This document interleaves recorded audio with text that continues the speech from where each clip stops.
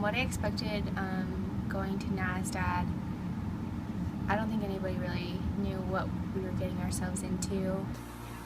I really had no idea what it really was.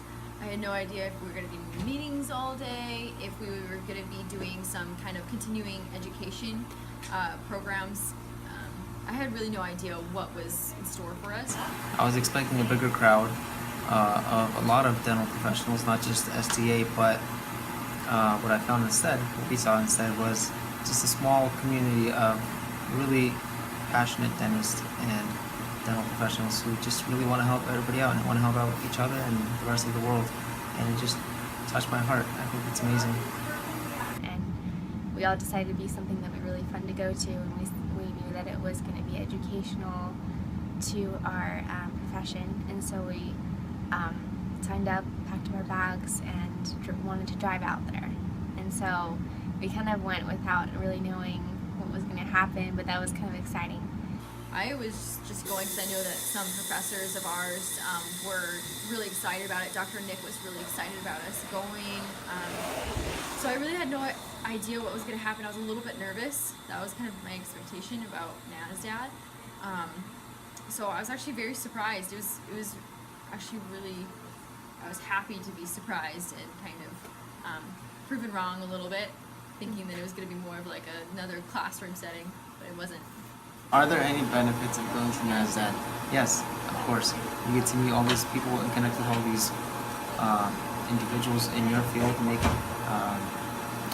important connections, network with people essentially, and it's only going to help you out in the future. You get to see what their life is like outside of practice or outside of school, what you can do, and potentially even meet a future employer. So I would definitely go.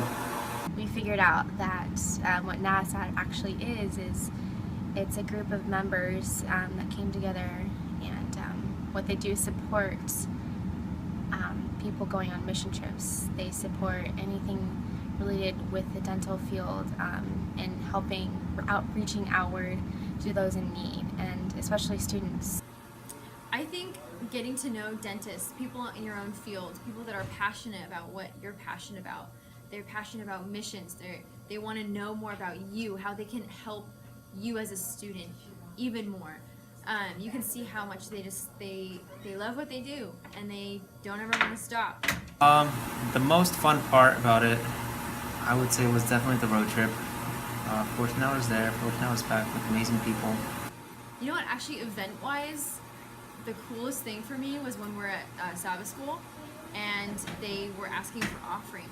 And we had just talked about our mission trip, my friends and a couple other people had talked about mission trips, and then they asked for offering.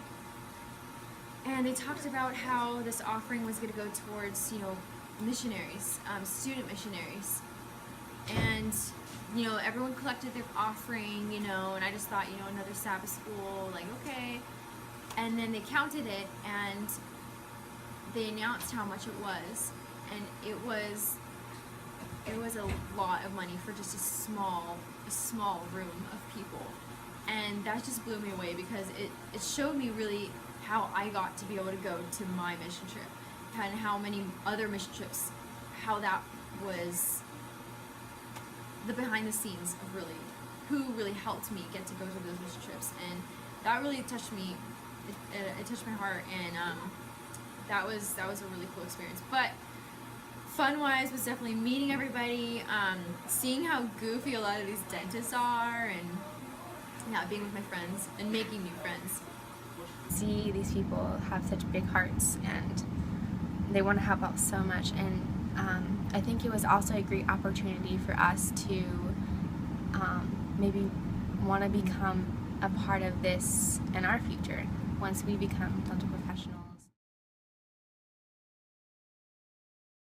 And seeing me, I was like, hey, look at the monitor, it's the tires going down pretty fast. And sure enough, we hit something on the road, and the pressure went all the way down to 3, and so we knew we had a flat tire. So we pulled over.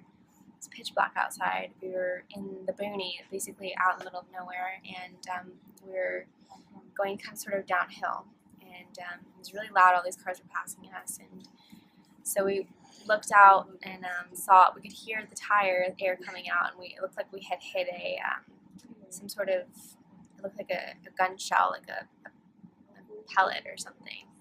And so the air was just streaming out super quickly. And we didn't know what to do exactly, but what we did was we just stopped and we're like, hey, you know what? It's going to be okay. We're about 7 hours away from home. There's got to be something that's going to happen, so let's just pray about it right now. So we all got together and said a prayer, and we decided there was nothing else to do but to just kind of go really slowly along the side of the road with our hazards on, because there was no service. We couldn't call anyone. We tried flagging people down, but nobody stopped. And then finally, somebody had seen us and stopped ahead of us a little bit and asked what the problem was, and we told them that we had a flat tire. And we went ahead and gave them a phone number to call for AAA to come and get us. And so he said, I'll go ahead and call when I get to service. And we were so close to a town nearby, and we said, okay, for sure we're gonna make this out of it, no problem. And we started to feel a little bit better. And then sure enough, we were able to call AAA once we got to service, and the guy that actually came and found us has seen us on the way going up. And he said, I saw you guys on the side of the road, and I was wondering what was going on, and I saw that your hazards were flashing, and I thought I needed to come over and see what was going on. And so this was the nicest guy ever. I mean, it was late at night. I wasn't sure if this local AAA guy was even still going around, but thankfully he was. He saw us, and he looked at our tire and he said, oh yeah, for sure, that's a goner. And he goes, well, I'm going to tow you to my shop.